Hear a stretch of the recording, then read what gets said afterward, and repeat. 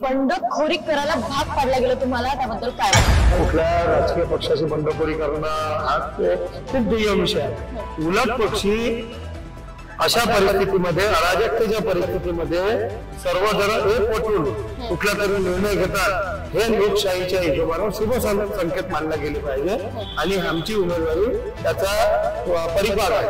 कोणी कोणाच्या खानदानीची बेअबरू करून राहिला आणि तुम्ही म्हणाल त्याच्यासाठी लोकांना मतं मार, हे आजच्या युगामध्ये होणार नाही। राजकीय वातावरण गलिच्छ झालंय असं तुमचं म्हणणं आहे, नेमका हा इशारा कोणाकडे आहे आणि काय गलिच्छ वातावरण नेमकं काय अजेंडा घेऊन, कुठली विकास कामे घेऊन तुम्ही या रिंगणात उतरले आहात? गेल्या 5 वर्षात विद्यमान खासदारांनी कुठली कामे करायला पाहिजे होती जी झाली नाही असं तुम्हाला वाटतं? ज्यांच्यापर्यंत अजूनही दिनेश बुक हे नाव गेलं नाहीये, पोहोचलं नाहीये, त्यांच्यासाठी तुम्ही दिनेश बुक म्हणून काय सांगा? काय नेमकं तुमच्या आतापर्यंतची कार्य राहिली आहेत? काय वाटतं किती टक्क्यांनी जास्त तुम्ही निवडून याल? आता सेलिब्रिटी असून हिरो बाहेरून आणायला लागते। आमचा सेलिब्रिटी बाबा बच्चू कडू कुठे आणतो का? आम्ही एकाही नेत्याला बाहेरून बोलावणार नाही, आम्ही तिघच सेलिब्रिटी आहोत। आली आली आली आली श्रुतीची वऱ्हाडी एक्सप्रेस, हो आली आली आली आली श्रुतीची वऱ्हाडी एक्सप्रेस।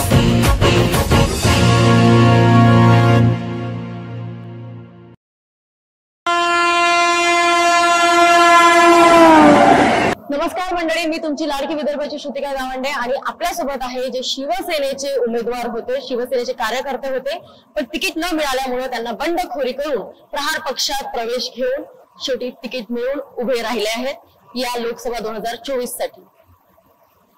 नमस्कार सर आणि तुमचं स्वागत आहे आमच्या चॅनलमध्ये। नमस्कार। सगळ्यात पहिला इथे एक प्रश्न असा आहे की बंडखोरी करायला भाग पाडला गेला, तुम्हाला त्याबद्दल काय वाटतं?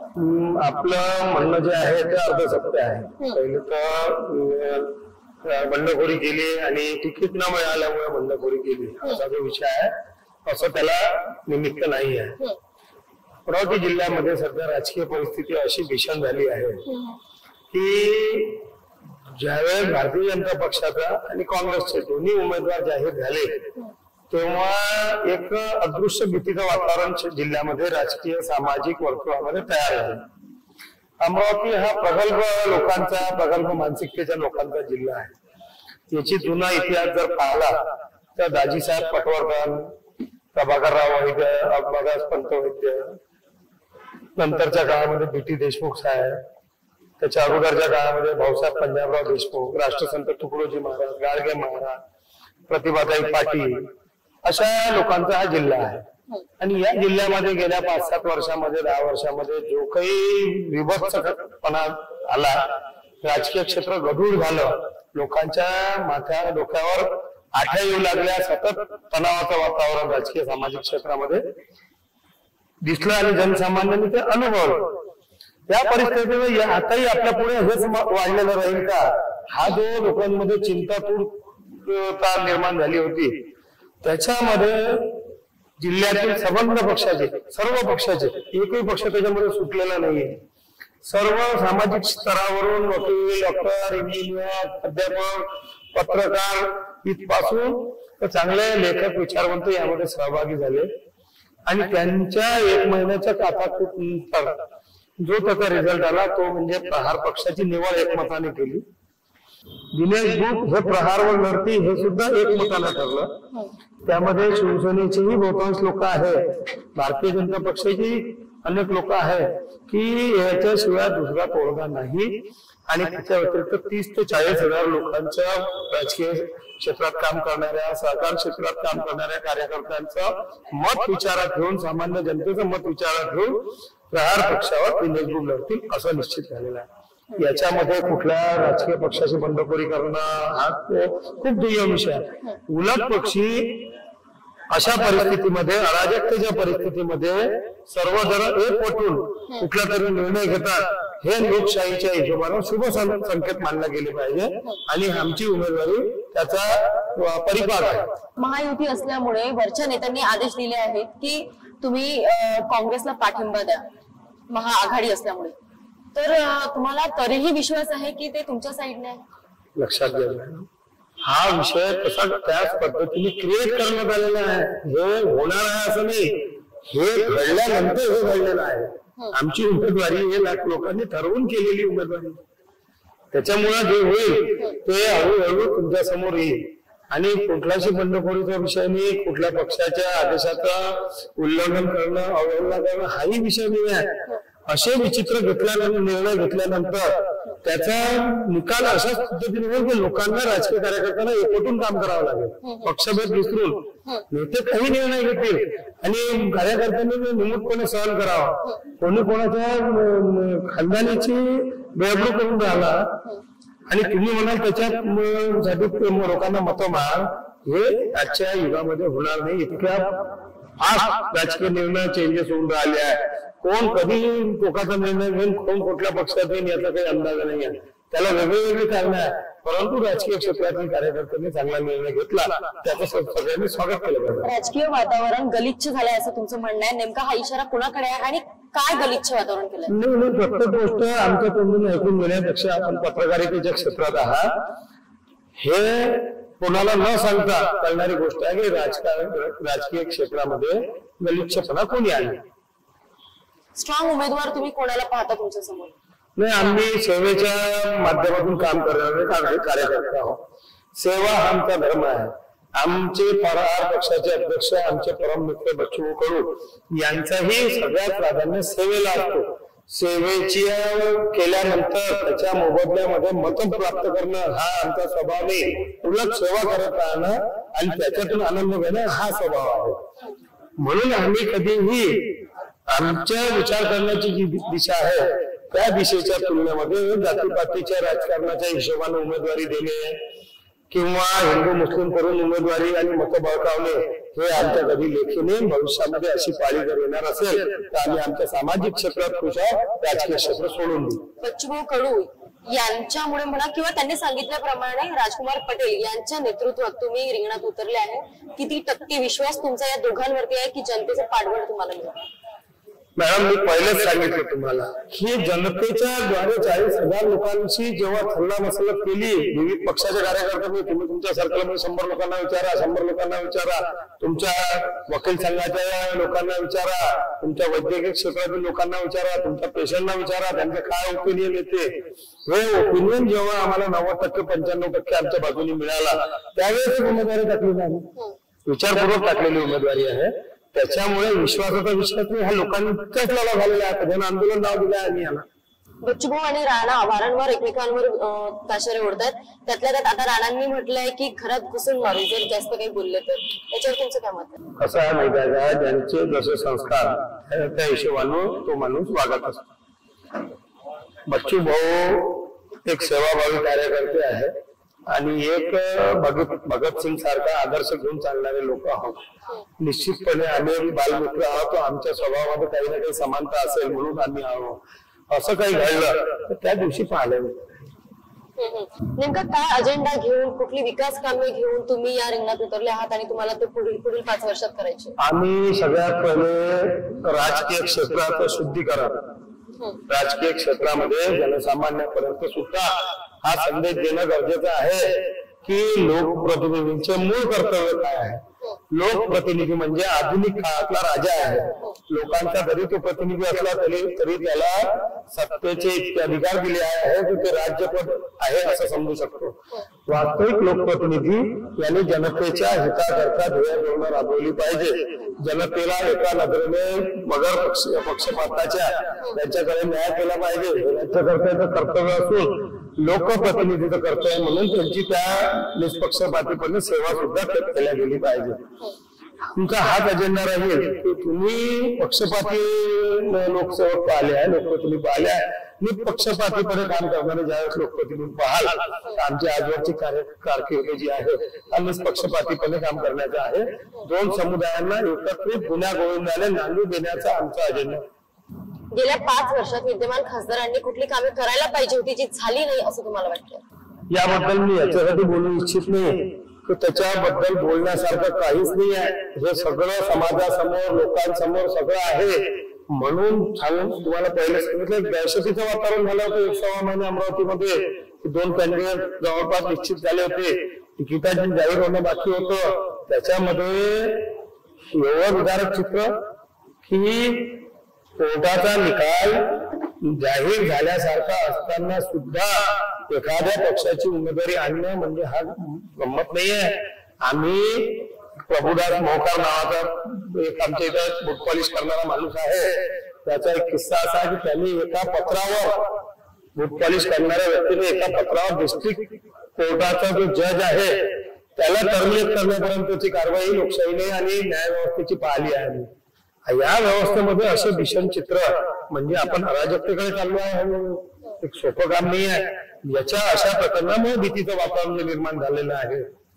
त्या भीतीतून लोकांना मुक्तता देण्याचं काम लोक स्वतः करतील. ज्यांच्यापर्यंत अजूनही दिनेश बुक हे नाव गेलं नाहीये, पोहोचलं नाहीये, त्यांच्यासाठी तुम्ही दिनेश बुक म्हणून काय सांगा? काय नेमकं तुमची आतापर्यंतची कार्य राहिली आहे, काय प्रवास आहे तुमचा राजकीय? मी कमीत कमी शब्दामध्ये बोलू इच्छितो. तर मी इतकंच बोलू इच्छे की आमचं काम करण्याची पद्धत अशी आहे की कुठलं काम केलं तर त्याचा गाजावाजा न करता आत्मिक समाधानासाठी आम्ही काम करणारे कार्यकर्ते आहोत. प्रत्येक निवडणूक ही स्वतःच्या स्वार्थासाठी, स्वतःच्या फायद्यासाठी, स्वतः पदावर गेलं पाहिजे या भावनेतून न लढता आम्ही समाजाला आवश्यकता आहे म्हणून मानसिकता नसताना सुद्धा मी निवडणुकीला सामोरं जाता. कारण समाजाला आज माझ्या उमेदवारीची गरज आहे असं माझं म्हणणं नाही, राजकीय सामाजिक क्षेत्रामध्ये काम करणाऱ्या लोकांचा आणि सर्वसामान्य जनतेचं मत पडल्यामुळे माझी उमेदवारी. मेळघाट हा खूप मोठा एरिया आहे आणि त्याचे आमदार सध्या तुमच्या पक्षाचे, काय वाटतं कशी तुम्हाला हेल्प होईल? मेळघाट मतदारसंघ हा जसा राजकुमार पटेलांचा आमदार म्हणून मतदारसंघ आहे तसा माझाही मेळघाट मतदारसंघात माझा जन्म झालेला आहे. शिंदे बुद्रुक हे 3 नंबरचं मोठं गाव त्या मतदारसंघामध्ये आहे, पत्रोड जवळचं. त्या ठिकाणी आजही आमचा 8-10 हजार फुटाचा वाडा आहे, 40-50 एकरची केळीची बागायती शेती आहे आणि त्याच्या व्यतिरिक्त आमच्या तेथील असलेल्या कुटुंबाचं सुद्धा त्या भागामध्ये चांगलं नावाजलेलं नाव आहे आणि सामाजिक कार्य आहे. आमचे वडील डॉक्टर गणेश भाऊ यांचा जन्म शिंदे बुद्रुक या गावचा झालेला आहे. त्यांना आणि त्यांच्या आईला संत गाडगे महाराजांची शेंडगाव जवळच आहे आमच्या गावापासून, त्यांची साथ लाभलेली आहे. गाडगे महाराजांचे संस्कार त्यांच्यावर असल्यामुळे त्यांनी आपल्या वैद्यकीय पेशामध्ये गाडगे नगर हे ठिकाण निवडलं आणि गाडगे महाराजांच्या आचार विचाराप्रमाणे त्यांनी आपले 52 वर्षाची वैद्यकीय सेवा समाजाला दिली. त्यांचंच रक्त आमच्यामध्ये आहे. म्हणून आम्ही मूळ मेळघाट मतदारसंघाचे असून राजकुमार भैया आणि आमची आता जोडी जमली आहे. मेळघाट मतदारसंघामध्ये प्रचंड बहुमताने आम्हाला आघाडी मिळेल यामध्ये शंका नाही. तुमचे कार्यकर्ते सतत सांगतात की तुमचं जनतेशी नातं हे रक्ताचं आहे. नेमकं रक्तदान तुम्ही सुरू कधी केलं आणि एकंदरीत कसं रक्तदानामध्ये तुमचं कार्य आहे? रक्त द्यायची त्यावेळेस उम्र म्हणजे काय वय त्याला म्हणतो इलिजिबिलिटी ही 18 वर्ष होती आणि वजन 45 किलो होतं. मी वयाच्या 15 वर्षापासून रक्तदान करत आहे. म्हणजे तुम्ही नियम तोडला? नियम तोडला असं समजू शकतो. त्यावेळेस होऊ शकतो माझी पर्सनॅलिटी 18 वर्षाची दिसायची आणि तेव्हापासून मी इरविन चौक या ठिकाणी शाखा प्रमुख म्हणून काम केलं. जिल्ह्यातला सगळ्यात मोठा दवाखाना या ठिकाणी आहे आणि आमच्या मित्रमंडळीचे एका छोट्याशा वहीमध्ये नाव आणि ब्लड ग्रुप हे काढून आम्ही ही चळवळ सुरू केली. आज अत्यंत आनंद होतो की आमची दिनेश ग्रुप रक्तदान समिती ही व्हॉट्सअपच्या ग्रुपच्या माध्यमातून अमरावती शहर, जिल्हा नव्हे, महाराष्ट्र किंवा भारत देश नव्हे तर जगभरामध्ये पोहोचलेली आहे आणि आतापर्यंत अमरावतीच्या युनिटच्या द्वारे परदेशामध्ये 150च्या पेक्षा जास्त रक्तदान झालेलं आहे. इतर जे ग्रुप आहे आमच्या जगभरामध्ये काम करून राहिले त्यांच्या माध्यमातून दैनंदिन कधी आम्हाला त्याचा रक्तदान म्हणजे दान या उक्तीप्रमाणे आम्ही काम करतो. त्याच्यामध्ये कुठलाही धन्यवाद नाही, कुठलाही त्याची इन्व्हॉल्वमेंट होत नाही. रक्तदाता उद्या ज्यांना रक्त दिलं त्याला कॉल करत नाही, त्याच्याशी संपर्क करत नाही आणि रक्तदाता सुद्धा त्यांना कसं करण्यासाठी प्रयत्न करत नाही.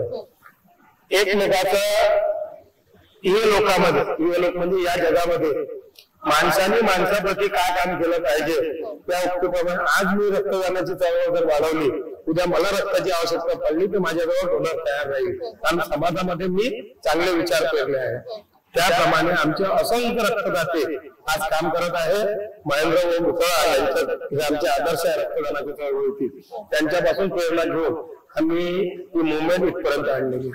दिनेश बुब हा जनतेतला माणूस आहे आणि प्रामाणिक कार्यकर्ता आहे असं मत माजी खासदार अनंत गुढे यांनी दिलं. त्याच्यानंतर त्यांच्याच बरोबर अनेक कार्यकर्ते असं बोलत आहेत, पण त्यांनी पक्षाचा निर्णय ऐकायला पाहिजे होता आणि थांबवून जायला पाहिजे होतं असंही त्यांचं मत आहे. यावर तुम्ही काय बोलता? कसं असते माहिती आहे का, ते जर ओपनली आजच बोलत सुटले तर आम्हाला येतो 23 दिवस क्रॉस करायचे आहे. ते राजकीय स्ट्रॅटेजी असते काही. दररोज लोकांना नवीन काही ना काही मिळेल, रोज वातावरण गरम होत जाईल. इलेक्शन उंचीवर न्यायचं आहे आम्हाला. आजच सर्व ओपन झालं हे निवडणूक खतम होतं. ते बिचारे ऑटोवाले, भोंगेवाले, सभावाले यांचे पोटापाण्याचा प्रश्न आहे. सगळे लोक सोबत आहे आणि कशाची काळजी करायचं काम नाही आहे. 80% जनता ही ठरवून मतदान करणार आहे असा आम्हाला विश्वास आहे. जनशक्ती विरुद्ध धनशक्ती असा एकंदरीत नारा अमरावतीतून उचलला जात आहे. तुमच्याकडे जनशक्ती तर आहेच, पण जी धनशक्ती नाही आहे असं तुमचं म्हणणं आहे, तो तुम्ही कोटा कसा भरून काढा? आज माझ्या मुलाने एक प्रश्न विचारला की बाबा म्हणे आपल्या इथच्या रॅलीमध्ये क्राऊड किती होता. म्हटलं बेटा डेन्सिटीच्या हिशोबानं जर पकडला तर एक माणूस 1 कोटी रुपयाचा होता. त्याच्यामध्ये जेवढे लोक होते ते सर्व राजकीय क्षेत्रात काम करणारे कार्यकर्ते होते. जेवढे होते हे सगळ्यात पहिले प्रामाणिक होते. जेवढे होते हे स्वस्फूर्तीने आलेले होते आणि स्वखर्चाने आलेले होते. आणि त्याच्यापैकी एकही व्यक्ती हा पैशाच्या लोभापायी फुटणारा नाही. हे सगळ्यात महत्वाची गोष्ट आहे. आणि निवडणुकीच्या पिरियडमध्ये या लोकांच्या मिटिंगा घेऊन यांनी काय केलं पाहिजे हे समजावण्याचं काम नाही. दे आर ट्रेन कार्यकर्ते, ट्रेन मिलिटंट आहे. त्याच्यामुळे एका माणसाला तो माणूस घडवायला 25-25 वर्ष लागतात. असे घडलेले आमचे कार्यकर्ते आज आम्हाला मिळालेले आहे. त्याच्यामुळे आम्हाला चिंता करायचं काम नाही आहे. कमीत कमी 20,000 लोक होते, 20,000 कोटीचे लोक होते. एक माणसाची व्हॅल्यू 1 कोटी रुपये. त्याच्यामुळे आम्हाला निवडणुकीची चिंता नाही. कार्यकर्ते तुमच्या मागे ठामपणे उभे आहे असा विश्वास तुम्हाला आहे आणि बच्चू कडून नाही आहे. त्यांनी ते बोलून दाखवलं. हा झालेले आहेत कार्यकर्ते. याच्यामध्ये फक्त प्रहारचे कार्यकर्ते होते आणि माझे समर्थक होते. 10-20% शिवसैनिक होते दोन्ही गटाचे. थोडेफार भारतीय जनता पक्षाचे कार्यकर्ते होते. आता जेव्हा जशी निवडणूक रंगात तशी राजकीय क्षेत्र पूर्णतः रिकामं झालेलं असेल या उमेदवारी. काय वाटते किती टक्के जास्त तुम्ही निवडून याल? किती? हे नाही सांगताय, कारण ते काम काही जनतेचं आहे. त्यांचं काम त्यांना करू द्यायचं. आमचे कर्म आहे निवडणुकीला सकारात्मक पद्धतीने पॉझिटिव्हली कुणाला शिवाशाप न देता स्वतःचे चांगले मुद्दे समोर नेऊन कमीत कमी लोकांना त्रास होता. आम्ही आता बंधन करणार आहोत की या निवडणुकीमध्ये भोंगे वाजवायचे नाही. भोंगे का नाही वाजवायचे तर गृहिणी दमून जेव्हा घरचं काम करून सकाळी उठून 5 वाजता 12 वाजता अंग टाकायला जाते त्यावेळेस भोंगा चालू होतो. विद्यार्थी अभ्यासाला बसतात त्यावेळेस भोंगा चालू होतो. एखादा वयोवृद्ध गृहस्थ, आजारी माणूस, बीपी शुगरचा पेशंट, वेळी झोपणारे लोक त्यांची झोप होते. आणि सगळ्यात महत्वाचं कर्णकर्कश आवाजामुळे दैनंदिन व्यवहार 80-90% मोबाईलवर होता. मोबाईलचा आवाज आणि संवाद साधण्यामुळे खूप त्रास होतो. तर यामुळे आम्ही जरी कलेक्टरला पत्र देणार आहोत उद्या परवा. तुमचे भोंगे बंद करू शकाल बाकी आम्ही लक्षात मी प्रस्ताव देऊ राजकीय क्षेत्र सुधारताना तर हे लोकांना त्रास देऊन प्रचार कशा करता. सोशल मीडिया बाकीचे प्लॅटफॉर्म आहे ना त्या माध्यमातून कर्णकर्कश भोंगे लोकांना खूप त्रास होतो. त्याच्यामुळे बंद व्हायला पाहिजे या मताचे आम्ही. जर कोणी तयार होत नसेल तर आम्ही सुरुवात करू. आमचे विचार जर पटले लोकांना चांगले वाटले तर ज्या लोकांना त्रासापासून आम्ही वाचवलं ते आमच्या बाजूने मतदान करतील. त्रास देऊन हे नाही केलं नाही की कोणी कोणाला मतदान केलं, पण त्रास थांबवून आमची काही ना काही लिस्ट बनेल ते करू शकतो. सर जसं तुम्ही म्हटलं की जी टक्केवारी आहे निवडणुकीची किंवा जो रिझल्ट आहे हा जनतेच्या हातात आहे, तर एकंदरीत अमरावती मतदारसंघाला तुम्ही काय आवाहन कराल? अमरावती मतदारसंघाला एवढंच आवाहन करेल की अमरावती जिल्ह्यामध्ये एक अशिक्षित अडाणी माणसाला एवढी मोठी क्रांती केली की ज्याच्या नावाने अमरावती विद्यापीठ झाला. कुठल्याही शिक्षणाचा डिग्रीचा रेकॉर्डवर नसताना राष्ट्रसंत तुकडोजी महाराजांनी एवढं मोठं क्रांतिकारी कार्य केलं आहे. त्यांच्या नावाने नागपूर विद्यापीठ झालं. या सगळ्या लोकांनी अंधश्रद्धेला गाडण्याचं काम केलं, लोकांना जागृतीचे काम केले. निरपराध पशूंची बळी घेण्याच्या प्रथा बंद केल्या, सती प्रथा बंद झाल्या. त्याचं समर्थन लोकांना सांगून आज स्त्रियांना सन्मान मिळवून दिला. अशा संतांच्या या भूमीमध्ये अंधश्रद्धेचा जर बाजार होत असेल, लोकांना गर्दी करण्यासाठी शिवलिंगावर बेलपत्र चढवा, शहद लावा, मुलगा पास होईल, किती शैक्षणिक नुकसान करणार लोक आहेत. गर्भाशय नसलं तरी मुलगा, सगळ्या गोष्टी अंधश्रद्धा तुमच्या ज्याने कमी करता येत नसेल तर तुमच्या स्वार्थापायी अंधश्रद्धा सुरू करू नका समाजामध्ये. या संतांचा विसर पडू देऊ नका. अमरावती संतांची भूमी आहे. ज्यांना लोकमान्यता, राज्य मान्यता मिळालेली आहे असे गाडगे महाराज, तुकडोजी महाराज यांचा आदर्श आपल्या समोर आहे. त्या काळामध्ये ज्यावेळेस लेप्रसी म्हणजे कुष्ठरोग झाला तर माशांनी कोंबून विहिरीमध्ये जिवंत गाळायची प्रथा होती. रुग्णांना राजेसाहेब शिवाजीराव पटवर्धन यांनी तपोवन संस्था शहरात काढली. त्यांना शहरामध्ये जागा नव्हती, शहरापासून 5 किलोमीटर दूर त्यांना जागा देण्यात आली. अशा लोकांची, सेवाभावी लोकांची भूमी आहे. बीटी देशमुख लोकप्रतिनिधी आदर्श, त्यांचे विचार लोकप्रतिनिधी कर्तव्य काय, हे कर्तव्य नाही आहे. लोकांची दिशाभूल करणं, स्वतः सेलिब्रिटी असून हिरो हिरोईन बाहेरून आणायला लागते. आमचा सेलिब्रिटी बाबा बच्चू कडू कुठे आणतो का? आम्ही एकाही नेत्याला बाहेरून बोलावणार नाही, आम्ही तिघच सेलिब्रिटी आहोत.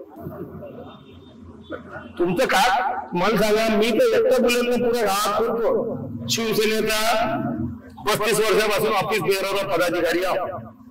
अनेक क्रिटिकल प्रकरणामध्ये आम्ही उतरलो आहे. कधी कधी जाती धर्माच्या विरोधात भूमिका घ्यायला लागल्या. मला कधीतरी खान चौक, चांदणी चौक पासून पुऱ्या कोर एरियामध्ये फिरून येतो एकटा. मला कधी वाटलं नाही माझ्या मागे एखादा बॉडीगार्ड पाहिजे म्हणून. बच्चू बोले वाटत नाही कधी बॉडीगार्ड पाहिजे, एकटं फिरतो ते. राजकुमार पटेलला नाही वाटत कधी बॉडीगार्ड घेऊन फिरायला पाहिजे. बाकी लोकप्रतिनिधी आहे नाही का? आम्ही लोकांमधूनच नाही, लोकांपासून कशाची भीती? आमच्या या जगामध्ये कोणी शत्रू नाही आहे. सगळ्यात मोठी कार्यपद्धती आमची चांगली अशी आहे की आम्ही लोकांमध्ये बिनधास्त फिरू शकतो. कुठल्याही जाती धर्माच्या लोकांमध्ये फॅमिलीला एकटे घेऊन जाऊ शकतो. एकटं 2-5 लाखाची बॅग कॅश घेऊन कॅरी करायची आहे, आम्हाला काही फरक पडत नाही. तुम्ही कर्म असे करू नका ज्याच्यामुळे तुम्ही तुमच्या जीवाला धोका होईल. आम्हाला नक्कीच सर, तुमच्या उमेदवारीसाठी खूप खूप शुभेच्छा आमच्याकडून. आणि तुम्ही टाइम करून दिला आम्हाला, त्यासाठी धन्यवाद. थँक्यू. अग्रेशन नाही पाहिजे. आमची भूमिका काय माहिती आहे, आमच्या जवळ चांगले कामं एवढं सांगायला आहे.